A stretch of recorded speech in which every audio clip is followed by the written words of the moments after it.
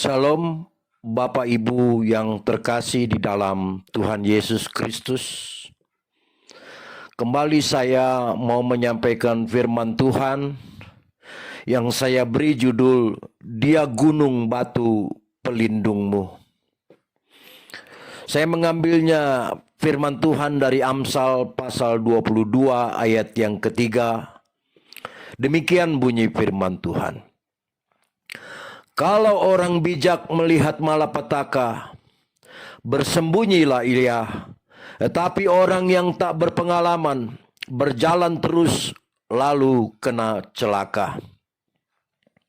Saudara, ada banyak orang berpikir maksud bersembunyi ini adalah sembunyi untuk menghindar di dalam ketakutan. Padahal firman Tuhan tidak pernah mengajarkan kita untuk sembunyi atau lari dari masalah. Contoh ketika Goliat menantang segenap tentara Israel. Mereka termasuk Saul lari ketakutan. Itu tertulis dalam 1 Samuel 17 ayat 24. Berbeda dengan Daud. Dia sama sekali tidak lari ketakutan ataupun menghindar dari masalah. Tapi malahan dia maju menyerang dan melawan musuhnya. Itu tertulis dalam 1 Samuel 17 ayat yang ke-48. Demikian juga ketika perahu murid-murid Tuhan diterjang badai. Tuhan menegur keras atas ketakutan mereka. Tuhan berkata, "Mengapa kamu takut, hei orang-orang yang kurang percaya?" Itu tertulis dalam Markus 4 ayat yang ke-40. Begitu pula ketika harus memberi makan 5.000 orang. Tuhan menegur murid-muridnya yang mau menghindar dari tanggung jawab untuk memberi mereka makan. Mereka katakan, "Tuhan suruhlah orang-orang banyak ini pergi ke kampung-kampung untuk menginap dan mencari makannya sendiri-sendiri." Tapi Tuhan menegur mereka. Tuhan katakan justru mereka harus memberi mereka makan. Memberi orang banyak itu makan. Sekalipun dengan bahan makanan yang amat sedikit dan amat terbatas. Yaitu 5 roti dan 2 ikan. Lalu lagi firman Tuhan mengatakan bahwa roh ketakutan itu bukan berasal dari Allah. Itu bisa kita baca dari 2 Timotius 1 ayat yang ke-7. Jadi jelas sekali bahwa bersembunyi atau menghindar itu sama sekali bukan perintah atau ajaran Tuhan. Lalu saudara, apakah dengan kita bersembunyi atau menghindar dengan ketakutan, kita bisa terlepas dari bahaya atau petaka dan kematian? Pengkhotbah 8 ayat yang ke-8 mengatakan bahwa tak seorang pun berkuasa menolak hari kematian. Contoh lain, satu ketika Ahab raja Israel berperang melawan tentara Aram. Agar terhindar dari incaran musuh, maka Raja Ahab ini menyamar dengan menggunakan pakaian prajurit biasa. Itu tertulis dalam 1 Raja 22 ayat 30. Tapi kemudian seorang tentara Aram menembakkan anak panah secara sembarangan. Tapi justru tepat mengenai Ahab, raja Israel, sehingga ia mati. Itu tertulis dalam 1 Raja 22 ayat 34. Jadi jelas saudara, meski sembunyi, meski menghindar dan menyamar seperti apapun, tetap saja seseorang tak akan bisa menghindar dari petaka dan celaka. Jadi menurut saya arti kata sembunyi di sini bukan nyumput atau menghindar dalam ketakutan, melainkan kita harus berlindung sepenuhnya dalam naungan Tuhan.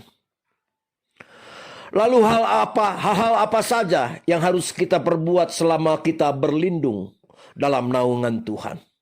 Yang pertama, saudara, jangan takut dan gentar hatimu. Tadi di atas kita sudah membahas bahwa ketakutan itu sama sekali bukan dari Tuhan. Bahkan firman Tuhan juga mengatakan apa yang kita takutkan Justru itu yang akan mendatangi dan menimpa kita. Itu bisa kita baca dalam Ayub 3 ayat yang ke-25. Mengapa demikian, saudara? Sebab ketakutan justru membuahkan atau mendatangkan hukuman. 1 Yohanes 4 ayat 18. Bahkan ketakutan pada musuh akan membuat musuh kita sebenarnya jadi makin berani dan seenaknya pada kita. Ketakutan juga membuat kita jadi stres, sehingga kemudian membuat imun tubuh kita turun atau melemah. Jelas itu sangat berbahaya dan bisa membuat kita mudah sekali diserang penyakit. Tapi bukan juga berarti kita lalu boleh berlaku atau berjalan dan bersikap seenaknya dalam hadapi pandemi COVID-19 yang sekarang sedang mengancam. Tapi jika nanti, saudara, apabila kemudian nanti saudara-saudara yang dikasihi semua sudah berjalan lebih baik, nanti kita bekerja dan berusaha kembali, biarlah senantiasa kita berlutut terlebih dahulu dengan sungguh-sungguh untuk minta pertolongan dan perlindungan Tuhan. Percayalah saudara, meski kemudian kita terpaksa harus hadapi bahaya maut sekalipun, Tuhan akan bungkus dan jagai kita sehingga tidak bisa kita dicelakakan. Markus 16 ayat yang ke-18 mengatakan, sekalipun minum racun maut, sekalipun mengalami bahaya seperti apapun, Tuhan akan membuat orang-orang percaya diluputkan dan diselamatkan.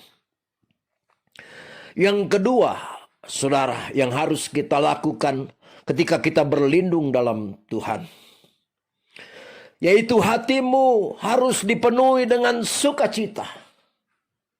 Mengapa, saudara? Saudara, satu lagi hal yang penting untuk bisa membuat imun tubuh kita makin kuat adalah selalu menjaga hati kita agar dikuasai sukacita. Orang yang membiarkan hatinya sedih atau tertekan atau dikuasai rasa tidak puas akan membuat dia mudah sekali diserang kelemahan dan penyakit. Di tahun 1918 dunia pernah diserang pandemi flu Spanyol yang mengakibatkan jutaan orang di dunia mati. Dan tahukah saudara bahwa vaksin dari penyakit itu baru bisa ditemukan kurang lebih sekitar 30 tahun kemudian. Lalu kalau tidak salah lagi tahun 1958 terjadi juga pandemi flu Asia yang juga amat menular dan ganas sehingga membunuh juga jutaan orang. Lalu lagi flu babi, flu Hong Kong, Ebola dan lain sebagainya. Dan rata-rata semua tak bisa ditemukan vaksin antinya dalam waktu singkat. Lalu bagaimana cara manusia ketika itu bisa menang dan lepas dari semua pandemi itu, dalam menghadapi semua pandemi itu? Ternyata saudara, daya imun tubuh yang kuatlah yang kemudian melawan, bahkan membunuh semua virus yang menyerang tubuh manusia. Itulah yang membuat mereka mampu bertahan dan melawan semua pandemi-pandemi yang pernah melanda dunia. Itulah sebabnya kemudian Rasul Paulus berulang-ulang mengingatkan kita agar kita bersukacita senantiasa. Sekali lagi kukatakan bersukacita senantiasa. Itu tertulis dalam Filipi 4 ayat yang keempat. Sebab hati yang gembira memang benar-benar obat yang sangat manjur untuk melawan penyakit dan juga setiap masalah kita. Amsal 17 ayat yang ke-22. Dan perkara yang ketiga, saudara, sementara kita berlindung dalam Tuhan, biarlah kita senantiasa menaikkan doa dengan iman yang teguh.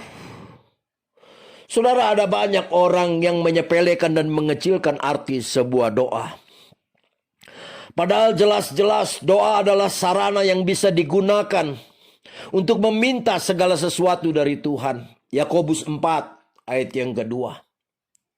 Apalagi jika doa itu dinaikkan oleh orang yang benar, dan memintanya dengan penuh kesungguhan dan keyakinan, maka firman Tuhan mengatakan doanya itu akan penuh kuasa dan sanggup mengubah bahkan mendatangkan segala sesuatu. Yakobus 5 ayat 13 sampai dengan ayat yang ke-17. Jadi saudara-saudara yang dikasihi oleh Tuhan Yesus Kristus, saya mau mengajak saudara-saudara yang dikasihi oleh Tuhan bukan bersembunyi, menghindar di dalam ketakutan.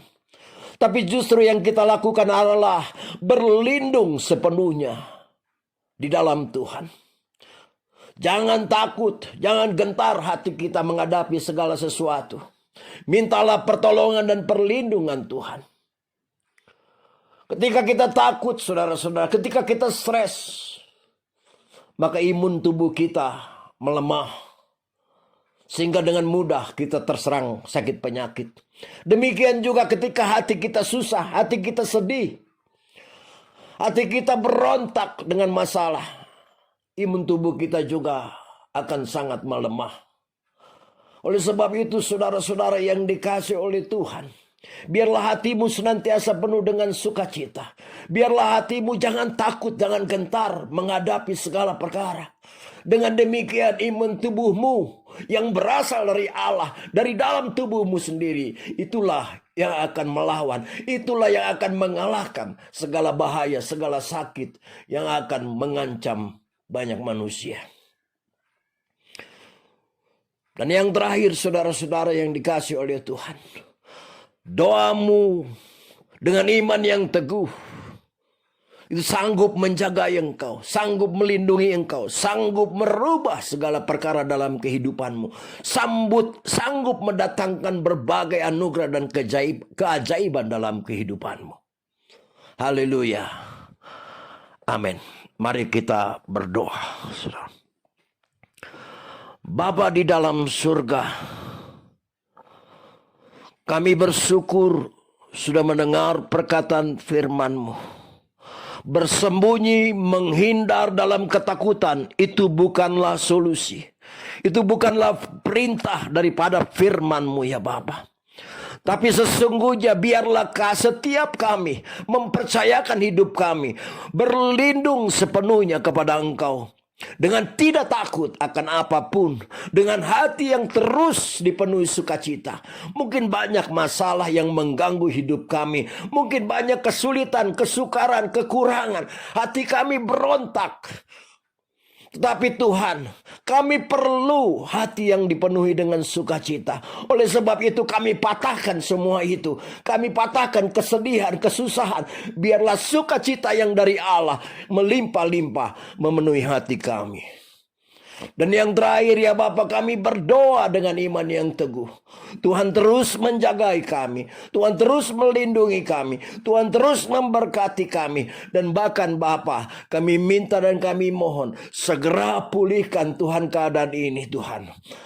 Tuh Bapa di dalam surga, biarlah kami kembali boleh beraktivitas, kami kembali boleh melakukan segala pekerjaan dan tugas-tugas kami, pelayanan kami, apapun yang ada di dalam hati, yang ada di dalam kehidupan kami. Kami dapat melaksanakannya kembali dengan pertolongan Allah. Dan kami percaya bukan karena kemampuan manusia, bukan karena apapun yang dilakukan oleh manusia, tapi karena Allah menjawab dan mendengarkan doa permohonan kami. Kami percaya Tuhan akan menyelesaikan, Tuhan akan memulihkan semua keadaan ini. Dalam nama Tuhan Yesus, kami percaya akan janji-Mu Bapa, dan kami percaya akan kuasa-Mu yang maha besar. Kami percaya kemuliaan-Mu yang ajaib, sanggup merubah segala keadaan.